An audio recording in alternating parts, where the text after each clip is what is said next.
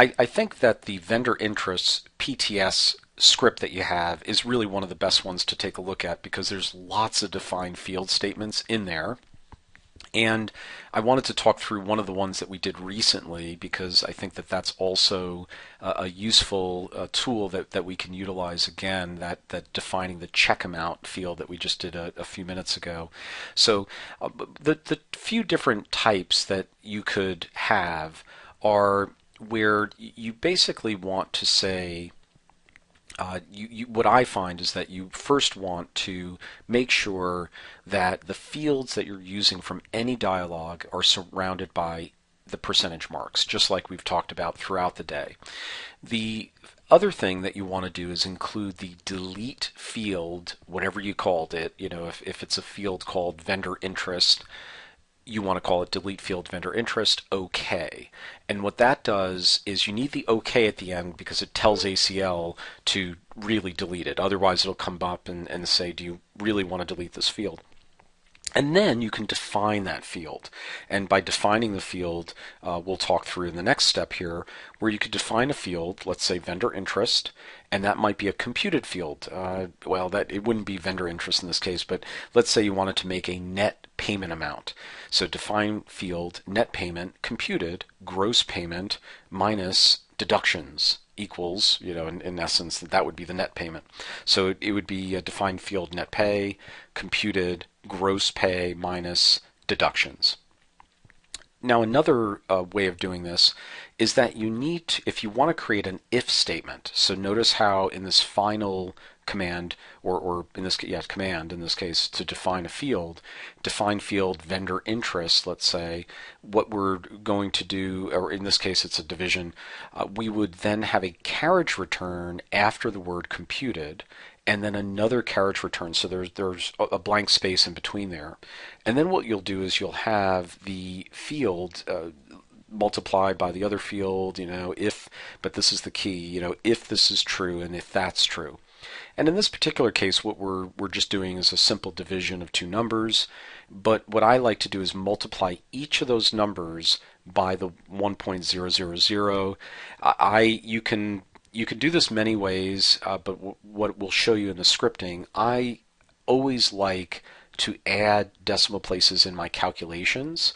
You can always take them away later using an ACL function, but in this particular case, I find that it's a lot easier to add those decimal places in from the get-go. Okay, so let's kind of take a look now at the vendor interest script so that we can take a look at how this is utilized. Best place to look for it. Okay, so in this vendor interest PTS, again, you know what I'm going to do? I'm going to take a look in the vendor interest 101. And the reason for that is every field name has a field name, and I think it'll make a lot more sense to you taking a look at it. So I want to do a simple one up here first, but let's just kind of take this field here, define field DPO computed. What you'd want to do prior to that is put delete field DPO OK.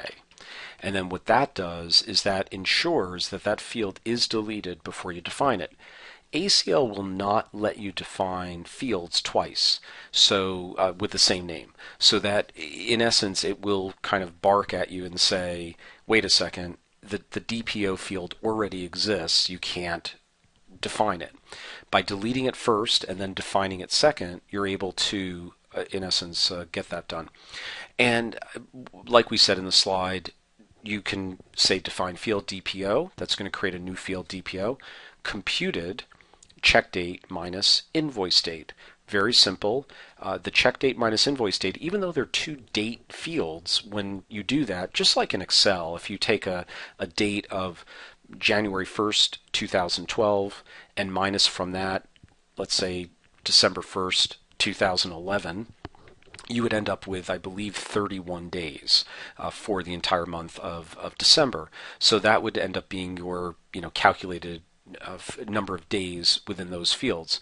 And that's essentially how we calculate this right here. So again, first delete it, then define it. Define field, the name, the word computed, and then whatever you want to put after that. Now this gets a little more interesting. This is where you have an if statement.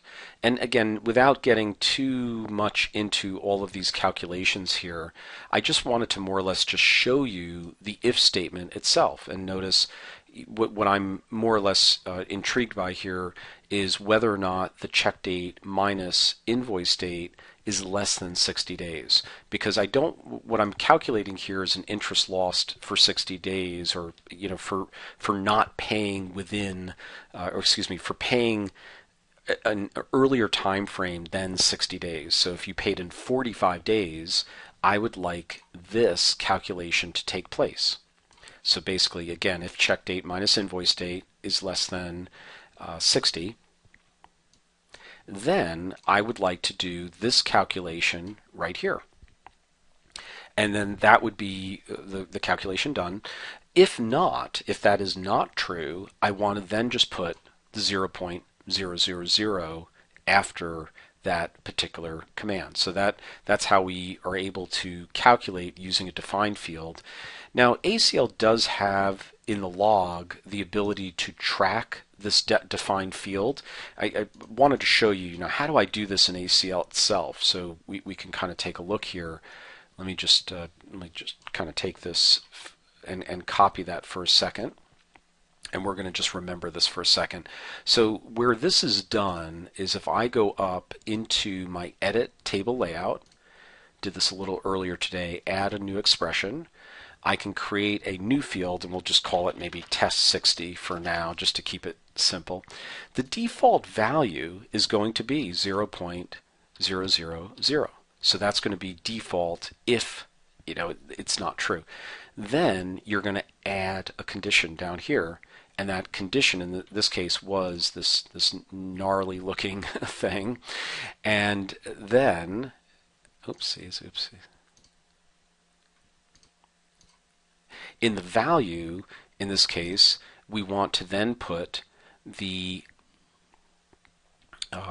actually, nope, sorry about that. I apologize. And that's why the condition, obviously, I goofed up here.